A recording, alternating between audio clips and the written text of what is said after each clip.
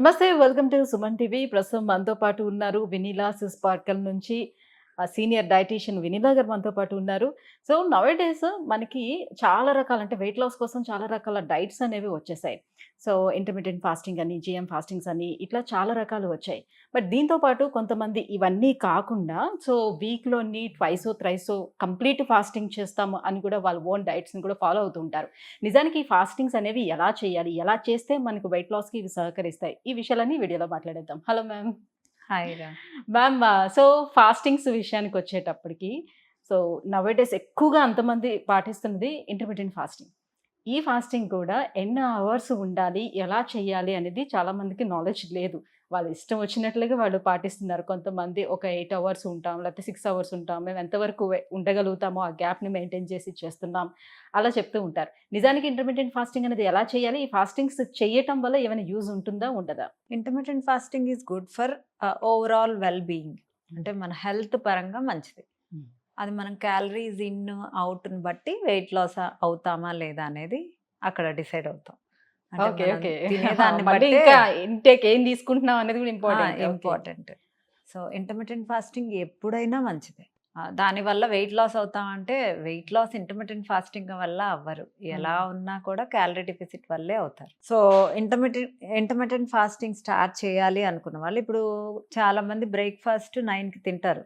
యూజువల్గా అందరు common time 8:30, 9. Night dinner 9. నేను క్లయింట్స్తో మాట్లాడుతూ ఉంటాను కదా. యూజువల్గా నేను అందరిని అడిగేది వాళ్ళ డైట్ 8:00కి నైట్ 9:00కే ఎండ్ అవుతుంది. ఓకే. సో 9 to 9 ఎవరైతే తింటూ ఉన్నారో వాళ్ళు మార్నింగ్ ఒక 1 అవర్ 10కి మార్చుకోండి బ్రేక్ఫాస్ట్ని. ఓకే. డిన్నర్ని 8కి 9 నుంచి 8కి మార్చుకోండి. అలా ఒక 10 days చేయండి. ఓకే. తర్వాత 10 నుంచి 11కి వెళ్ళనివ్వండి. 8 నుంచి నైట్ 8 నుంచి 7కి. ఓకే. మళ్ళీ ఆ విండోలో ఒక 10 days ఉండాలి. ఆ తర్వాత అంటే 1 అవర్ తగ్గిస్తూ వస్తున్నారా? ఇటు 1 అవర్ అటు 1 అవర్. అటు 1 అవర్ ఇప్పుడు 9 నుంచి 10కి చేశా. ఇక్కడ 9 నుంచి 8కి చేశా నైట్. మళ్ళీ నెక్స్ట్ 10 days అయిపోయాక 10 నుంచి యూనిట్ గో టు 11 నుంచి ఈవినింగ్ 7 దాకా విండో పెట్టుకోవాలి. అలా 10 days అయ్యాక 12 to 6 విండో. ఇక్కడ మీరు స్టాప్ కూడా చేయొచ్చు. లేదా మళ్ళీ విండోని కుదించుకుంటూ 12కి అంతే ఉంచేసుకొని 12 to 5, 12 to 6 ఒక 10 days చేశాక 12 to 5 కొన్ని రోజులు చేసి 12 to 4 కొన్ని రోజులు చేసేసి 12 to 4 window is the best window. Okay. కొన్ని రోజులు అంటే ఎన్ని డేస్ మధ్యన మారుస్తూ రావాలి? 10 days. 10 days. ఓకే. సో 10 daysకి మనం ప్యాటర్న్ మార్చుకుంటూ ఈ అవర్స్ కనుక పెరిగితే మన బాడీ వెల్ బీయింగ్ అంటే మనం బాగుంటాం, హెల్త్ బాగుంటుంది, టమ్మీ బాగుంటుంది, గట్టు బాగుంటుంది, గ్లూకోజ్ స్పైక్స్ అనేది ఉండవు బ్లడ్లో, డయాబెటీస్ తగ్గుతుంది, బీపీ కంట్రోల్ అవుతుంది, ఇన్సులిన్ రెసిస్టెన్స్ అసలు పోతుంది, ఫ్యాటీ లివర్ తగ్గుతుంది, డయాబెటీస్ కంట్రోల్లోకి వస్తుంది, అన్నీ బాగుంటాయి. So intermittent fasting is the best time ఏంటంటే 12 to 6. ఓకే. డయాబెటీస్ ఉండేవాళ్ళు మరీ తక్కువ అంటే 10 to 6 పెట్టుకోవటం బెటర్. ఓకే. డయాబెటీస్ మరీ టాబ్లెట్స్ వేసుకుంటూ ఉంటారు కాబట్టి అంటే ప్రీ డయాబెటిక్ వాళ్ళు, ఇన్సులిన్ రెసిస్టెన్స్ ఉన్న వాళ్ళు, ఫ్యాటీ లివర్ ఉన్న వాళ్ళు వీళ్ళందరూ క్యాలరీ డెఫిసిట్తో కొంచెం ఆ ఇంటర్మిటెంట్ ఫాస్టింగ్ కనుక చేస్తే వాళ్ళకి చాలా ఫలితాలు ఉంటాయి. ఓకే. కానీ ఇప్పుడు తీసుకునే ఆ ఫుడ్ ఏం తీసుకోవాలి, ఎలా తీసుకోవాలి అనేది కూడా ఆధారపడి ఉంటుందని అన్నారు కదా. ఇంటర్మిటెంట్ ఫాస్టింగ్ చేసే వాళ్ళు ఏం తీసుకోవాలి అనేది మనం చెప్పలేం. వాళ్ళు ఇష్టం వచ్చింది తింటా ఉంటారు. పోనీ వాళ్ళ ఫేవరెట్ ఫుడ్ తింటూ కూడా ఇన్ని అవర్స్ ఫాస్టింగ్ చేయటం వల్ల బాడీ మంచిగా రిపేర్ అవుతుంది. తీసుకోవాలి అంటే కంపల్సరిగా మీ ఫస్ట్ మీల్ బ్రేక్ చేసేది ప్రోటీను, ఫ్యాట్స్, ఫైబర్తో బ్రేక్ చేయండి. అండ్ 6 o'clockకి మీరు 1 మీల్తో ఎండ్ చేసేసేయండి. 3కి ఏదైనా స్నాక్, ప్రోటీన్ స్నాకే తిని ఎండ్ ఆఫ్ ద అంటే నైట్ ఏదైతే ఉందో మనం ఎక్కువ అవర్స్ ఉండాలి కాబట్టి ఆ నైట్ అనేది బిగ్ అంటే ఈ డైట్ లోనే ఎక్కువ ప్రోటీన్ కన్స్యూమ్ చేయమని చెప్తున్నారు. ప్రోటీన్. ఓకే. మళ్ళీ క్యాలరీ బేస్డ్ కొంచెం తగ్గించుకోవాలి. అది ఫ్యాట్ లాస్ అవ్వాలి అనుకునే వాళ్ళకి. ఓకే.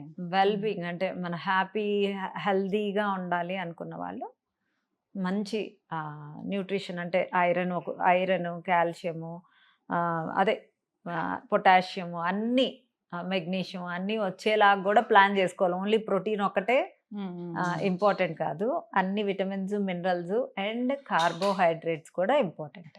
ఓకే. సో, మరి ఇలా కాకుండా ఇంకొంతమంది మేము ఇలా ఈ రకంగా చేయలేము. బట్ మధ్య మధ్యలో ఒక్కొక్కరు కొంతమంది వీక్లీ ట్వైస్ అని ఇట్లా ఫాస్టింగ్స్ పెట్టుకుంటూ ఉంటారు. లేదనంటే డే బై డే ఫాస్టింగ్స్ కూడా చేస్తున్నారు. ఇది కాదు లిక్విడ్ ఫాస్టింగ్స్ కూడా స్టార్ట్ చేస్తున్నారు. సో, ఇవి చేయటం బెటర్ అంటారా? లేకపోతే ఆరోగ్యానికి హాని చేస్తాయా ఇలా చేయడం వల్ల? ఫాస్టింగ్స్ చేసే ఒక 3 డేస్ 4 డేస్ ముందు అల్పాహారం తీసుకోవాలి. అంటే పొద్దున్నే ఒక 2 ఇడ్లీ, సాయంత్రం 2 ఇడ్లీ, మధ్యాహ్నం కిచిడీ లాంటిది. ఓకే. 4 డేస్ అలా తీసుకోవాలి. ఆ తర్వాత ఉపవాసం చేయాలి. ఆ తర్వాత మళ్ళీ 4 డేస్ అల్పాహారం తీసుకోవాలి. ఆ తర్వాత ఘనాహారంలోకి వెళ్ళాలి. ఓకే. సో అల్పాహారము ముందు 4 రోజులు మనకి ఉపవాసం అయ్యాక నెక్స్ట్ డే అయితే ఓన్లీ ఇడ్లీతోనే బ్రేక్ చేయాలి. ఓకే. రైస్ కూడా తినకూడదు. లేకపోతే 3 3 పూటలు ఇడ్లీ. 2 ఇడ్లీలు తింటూ ఆ నెక్స్ట్ డే ఇంకొంచెం అన్నంలోకి వెళ్ళాలి. ఆ నెక్స్ట్ డే కొంచెం కర్రీస్, అంటే మంచిగా పప్పు కాకుండా ఏం కర్రీస్ కావాలో అలా వెళ్ళాలి. అంతేకాని ఈరోజు ఉపవాసం చేసి రేపు ఫుల్ క్యాలరీ ఫుడ్, హై అంటే నాన్ వెజ్ తినేవాళ్ళు నాన్ వెజ్, లేదా చీజ్, ఎక్కువ హార్డ్ ఫుడ్స్ కనుక బిర్యానీస్ అలా తింటే ఇది చేసింది కూడా వేస్ట్ అయిపోతుంది. అంటే డబుల్ పెరుగుతాం. డబ్బులు ఉపవాసాలు చేసే వాళ్ళే ఎక్కువ పెరుగుతారు. గ్యాస్ట్రిక్ ఇష్యూ ఉండేవాళ్ళు ఉపవాసాలు చేయకూడదు. డయాబెటీస్ ఉండేవాళ్ళు ఉపవాసాలు చేయకూడదు. ఒకవేళ మీరు లిక్విడ్ డైట్స్ చేయాలి అన్న డిటాక్స్ జ్యూసెస్ తీసుకోవాలి. తులసి ఆకులతో జ్యూసు, మునగ ఆకులతో జ్యూసు, మింట్ లీవ్స్తో జ్యూసు, గోంగూరతో జ్యూసు, పాలకూరతో జ్యూసు, ఎలా తాగుతారా జ్యూసులు? మరి హెల్త్ కోసమే కదా ఉపవాసం చేసేది. అలా లిక్విడ్ డైట్స్ అంటే అట్లా తీసుకోరు, ఎనీ జ్యూసెస్ అని తీసుకుంటారు. ఎనీ ఫ్రూట్ జ్యూసెస్ ఎక్కువ ఇంట్రెస్ట్ చూపిస్తారు కదా. నేను లిక్విడ్ డైట్ చేస్తున్నానని చెప్పుకోవడానికే పేరు గానీ అవన్నీ వర్కౌట్ కావాలి. Fruit juices are not advisable. Okay. అంటే మళ్ళీ ఇన్సులిన్ స్పైక్ అవుతుంది, బట్ డైజెషన్ ఫాస్ట్ ఉంటుంది, so no problem. But calories wise dense ఉంటాయి ఫ్రూట్స్. సో మన టమ్మీని, లివర్ని చక్కగా గట్టిని హ్యాపీగా ఉంచాలంటే ఉపవాసం రోజు డిటాక్స్ జ్యూసెస్ అల్లంతో చక్కగా కషాయంలా కాచుకొని, లేదా సూప్స్, పల్చటి సూప్స్, వెజిటబుల్ సూప్స్ అల్లంతో. అల్లం కంపల్సరీగా వాడాలి గట్కి. సో ఇలాంటివి తీసుకున్నప్పుడు ఇప్పుడు లివర్ డిటాక్స్ అవ్వాలన్నా హ్యాపీగా డిటాక్స్ అవుతుంది. ఇప్పుడు మార్కెట్లో దొరికే సూప్ ప్యాకెట్స్ ఉంటున్నాయి, అవి తెచ్చుకొని చాలా మంది సూప్స్ చేసుకోమంటే సో ఇన్స్టెంట్ గా అది తొందరగా అయిపోతుంది కదా, ఆ సూప్స్ చేసుకుంటూ ఉంటారు. దానివల్ల ఏమైనా ప్రయోజనం ఉంటుందా, లేకపోతే ఇంట్లో నార్మల్ గా చేసుకోవాలా? ఒక ఎగ్జాంపుల్ చెప్తాను, అందరికీ తెలుసో తెలీదో నాకు తెలీదు. ఇప్పుడు మనం ఇంట్లో బ్రెడ్స్ తయారు చేస్తున్నాం. మనం ఇంట్లోనే బ్రెడ్ ఎలా తయారు చేయాలి, న్యాచురల్గా అవెన్స్ వచ్చేసినాయి. అలా తయారు చేసిన బ్రెడ్ అండ్ మనం కొనుక్కొని వచ్చిన బ్రెడ్ కనుక ఒక కంటైనర్లో పెట్టి క్లోజ్ చేసేస్తే 10 డేస్ తర్వాత ఓపెన్ చేస్తే బయట నుంచి తెచ్చిన బ్రెడ్ పాడవదు, మనం కుక్ చేసిన బ్రెడ్ పాడవుతుంది. సో అలా పురుగులు రాకుండా చాలా పాడవకుండా ఉండడం కోసం ప్రిజర్వేటివ్స్ అవన్నీ వేసి చేస్తారు కాబట్టి దట్ ఈస్ నాట్ హెల్దీ. ఇంట్లో ఉన్నది కాబట్టి అది హెల్దీ అనే పురుగులు కూడా వచ్చి తింటున్నాయి. అంటే పురుగులకు కూడా తెలుసు దాన్ని హెల్దీ అని, అందుకని దాని వైపు వెళ్ళట్లా. అందులో ఏదో మెడిసిన్ ఉంది, మనం చచ్చిపోతాము, అది వద్దు, this is a good food అని పురుగులు కూడా ఇంట్లో హోమ్ కుక్డ్ ఫుడ్కే వస్తాయి. సో ఇంట్లో చేసుకున్న సూపులే మంచిది. ఏముంది, అన్ని కుక్కర్లో వేసేసి చక్కగా మునక్కాయలు కూడా వేసేసి, కొంచెం పప్పు వేసేసి, అన్ని వెజిటబుల్స్ వేసేసి 2-3 విజిల్స్ రానిచ్చి, మిక్సీ వేసేసి చక్కగా వడగట్టేసుకొని, నిమ్మకాయ పెట్టుకొని, సాల్ట్ పెప్పరు వేసుకొని చక్కగా ఎంత బాగుంటుందో అది. ఈ డైట్స్ ఫాలో అవుతుండేటప్పుడు సో అప్పుడప్పుడు మధ్య మధ్యలోని చీటింగ్ మీల్స్ ఏదో ఒకటి బయటకు వెళ్ళి తినటం, లేకపోతే స్నాక్స్ లాంటివి బయటనే ఏమైనా తినటం, ఫాస్ట్ ఫుడ్స్ లాంటివి చేస్తే అసలు దీని రిజల్ట్ అసలు ఉంటుందా, పూర్తిగా పోతుందా? అది చాలా మందికి తెలీదు. ఈ రోజు నేను క్యాలరీ డెఫిసిట్ చేసి రేపు మళ్ళీ నాకు ఈరోజు పార్టీ వచ్చేసింది, ఇంకా నాకు తెలియదు అని రేపు ఫుల్ తిని, మళ్ళీ నెక్స్ట్ రోజు డైట్ చేసి, మళ్ళీ 2 రోజులు అయ్యాక మళ్ళీ ఫుల్ తిని, బాడీ మొత్తం కన్ఫ్యూజ్ అవుతూ ఉంటుంది. అసలు నాకు ఎన్ని క్యాలరీస్ ఇస్తున్నారు, up down, okay, tummy upset అవ్వటము, వెయిట్ ఇంక్రీజ్ అవ్వటము, ఇప్పుడు వారంలో ఒక 5 డేస్, 6 డేస్ చేసిన తర్వాత వీకెండ్‌లో డెఫినిట్‌గా కొంతమంది పార్టీస్ అనేది పెట్టుకుంటూ ఉంటారు. నేచురల్‌గా ఇప్పుడు చాలా కామన్ అయిపోయింది.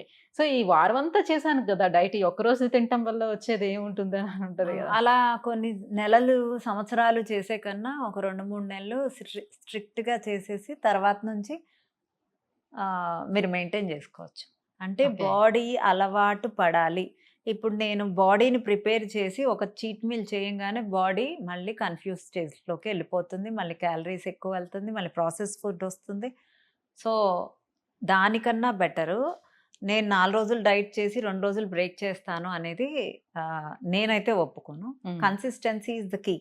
ఓకే. ఎక్సర్సైజ్ చేసినా, ఏది చేసినా కన్సిస్టెన్సీ వర్క్స్. హ్మ్. సో, కంటిన్యూస్‌గా అట్‌లీస్ట్ 2-3 మంత్స్ బ్రేక్ చేయకుండా చేస్తేనే కరెక్ట్. ఓకే. సో, ఇదే రకంగా ఫాలో అయిపోవాలి. ఆ! Right. Thank you ma'am. Thank you so much. Thank so, you. Fastings లేకపోతే డైట్స్ ఏదైతే ఇంటర్మిటెంట్ ఫాస్టింగ్స్ ఉన్నాయో, ఏ రకంగా చేయాలి? ఆ టైంలో ఎలాంటి డైట్ తీసుకోవాలి? ఎలా ఫాలో అవ్వాలి? ఈ విషయాలన్నీ ఇంత వివరంగా తెలియజేసినందుకు thank you so much. Thank you.